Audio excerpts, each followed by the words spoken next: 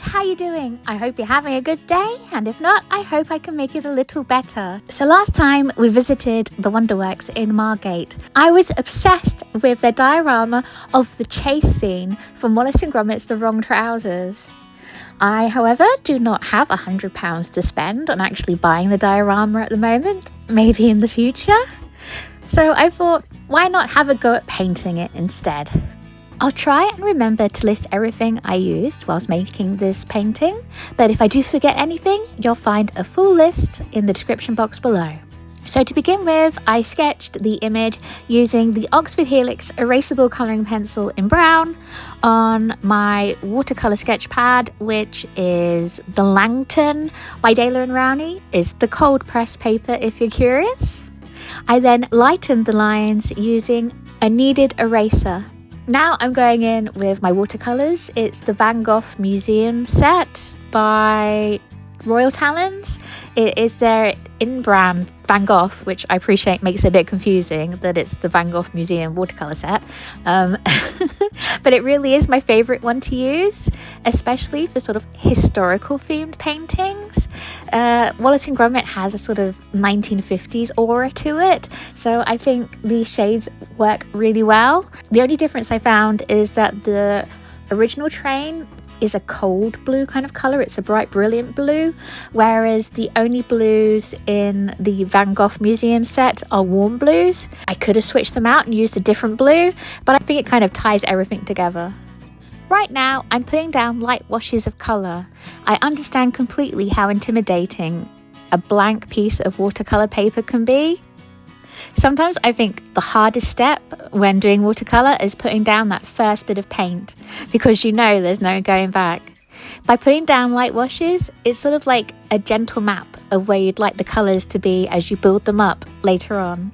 With watercolour painting, you go from light to dark, so it's okay if you do start quite light, because I think it's better to put the paint on too light and build up to the darker colour than to go in too dark and really struggle to show the tones later on.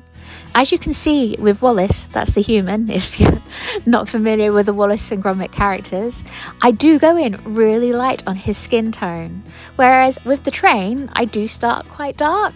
Wallace's skin is very fair. Even in the completed picture, it'll be quite fair, so it makes sense to start really light. Whereas with the train, I knew it was going to be a really bold blue and a really bold red, so I could go in darker to begin with. It's something that comes naturally. I think the more you start to use watercolours, you become more bold with them, you understand how much or how little paint to use, and frankly, even now, I still sometimes go in too light or too dark. It's just all part of the learning process. And now I'm starting to put in the mid-tones and the dark tones, aka shading the picture. And because with watercolours I'm used to going from light to dark, because you can always add more but it's really hard to take away with watercolours, I'm starting with the lighter characters and aspects from the painting. So I'm putting in the shadows on Gromit, that's the dog, before, for instance, I put in the much darker and heavier colours that will be shading the train, or even Feathers, that's the penguin if you're curious to know. And note that I'm not just putting down darker versions of the colours that are already there. For instance, with Gromit, that's the dog. He's a yellowy brown. I'm not just putting down a darker yellowy brown. I'm mixing in purples and greys to create an extra amount of depth in the shadow. The same for Wallace's skin, and I'll also do something similar on the red of the train carriages later on. And now feels like the perfect time to ask, what is your favourite Wallace and Gromit movie? I think my favourite might actually be The Wrong Trousers, though I did also love Revenge Most Foul. I guess any of the movies that contain feathers. Which then leads on to my second question, who is your favourite Wallace and Gromit character? I think it's actually really hard to choose a favourite because they're all so charming. I love Wallace, I love Gromit, I love the expressions Gromit manages to create despite just being two eyes. And of course, I love Feathers. Please let me know who your favourite characters and your favourite movie is in the comment section below.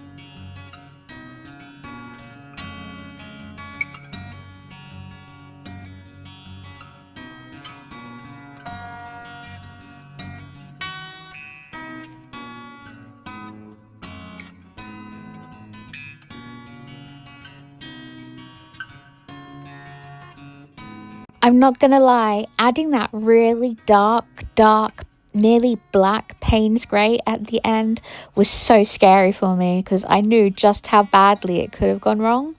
But I think it really makes the painting pop. What do you think?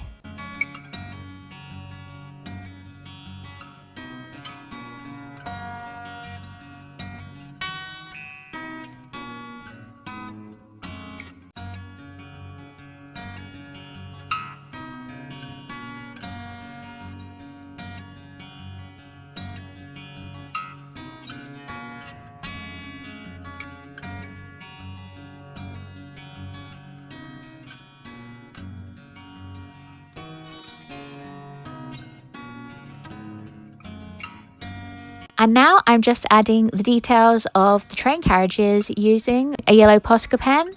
I do then have a go at drawing on the windows using a black fine liner, but I didn't like how abrasive it looked, so then I went over it using Payne's grey.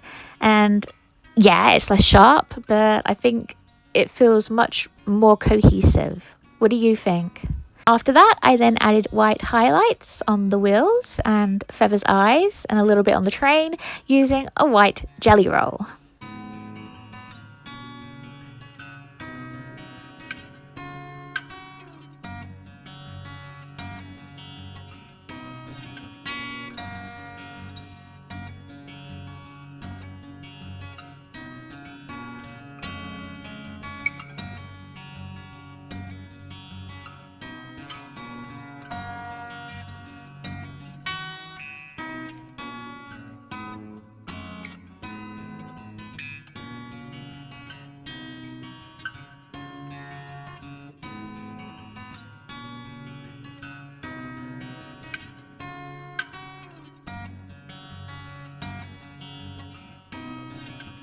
And here is the final piece, and I really love it. Right now, I haven't lined it. I kind of like the softness of it not being lined, but please let me know whether you would have lined it or not, and what you would have lined it with, whether it would have been fine liners, colouring pencils, etc, etc, etc.